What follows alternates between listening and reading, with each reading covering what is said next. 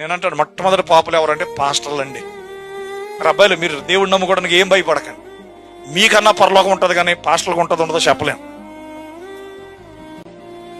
నిజమే కదా? అబద్ధమా? అబద్ధం అనుకుంటే నేనేం చేయలేను, నేను కూడా పాస్టర్నే కదా. లేదండి, ఎందుకంటే వాళ్ళు తప్పు చేస్తే వాళ్ళకి ఒక్కంతే శిక్ష అంట, తప్పు చేస్తే మనకి రెండంతల శిక్ష అంట. ఉండాల బైబిల్లో? మీలో అనేకలు బోధకులు కాకుండా ఉండడం చెప్పాడా? చెప్పాడు. ఎందుకు చెప్పాడు? బోధించేవాడు కరెక్ట్గా ఉండడు.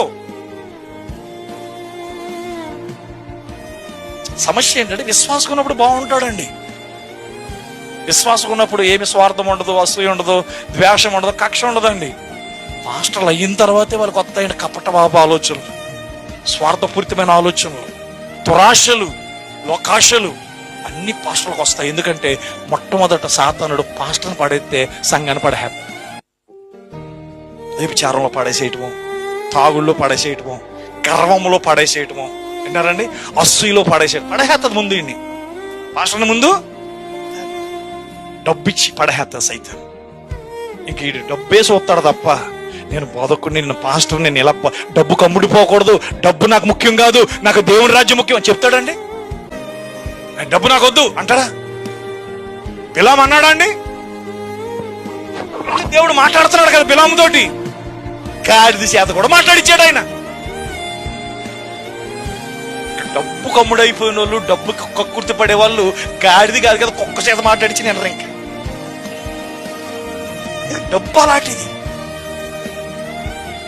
నేను అందుకే మేము చెప్పాను, మాది సంస్థ కాదండి, ఎవడు రూపాయి జీతం ఇవ్వడండి. మీరు ఏమన్నా సంఘంలో కానుకలు ఇస్తే పాస్టర్ పోషించబడాలి, అదే కూలి పని చేసుకోవాలి. అంతేగాని అమెరికా ఉత్తరం రాసి, ఇంగ్లాండ్కి ఉత్తరం రాసి, అండమాన్కి ఉత్తరం రాసి, ఆ పెద్ద పాస్టర్కి ఉత్తరం రాసి నేను కష్టాల్లో ఉన్నాను, బాధల్లో చర్చి కట్టుకోవాలి, అయ్యేముండవు. ఎందుకంటే ఈరోజు చాలా మంది చర్చలు అయితే కడుతున్నారు కానీ సంఘాన్ని కట్టగలుగుతున్నారా? ఒక జీవితాన్ని కట్టగలుగుతున్నారా? ఒక వ్యక్తి యొక్క జీవితాన్ని నిలబెట్టగలుగుతున్నారా? లేదండి. సంఘాలు కట్టుకుంటే సంఘాలు పెరుగుతాయి, ప్రజలు పెరుగుతారు, కానీ వారి విశ్వాసం సంగతి ఏంటి? ఆయన వచ్చుచున్నాడని ఆయన జంతువులు కూడా తెలియజేస్తాడా? చెప్పండి, తెలియజేస్తాడండి? ఎక్కడున్నాయి జంతువులు? ఇప్పుడు ఇక్కడే ఉన్నాయి. మనమేనండి ఆ జంతువులు బండి. మన స్వభావాలు మారాలి.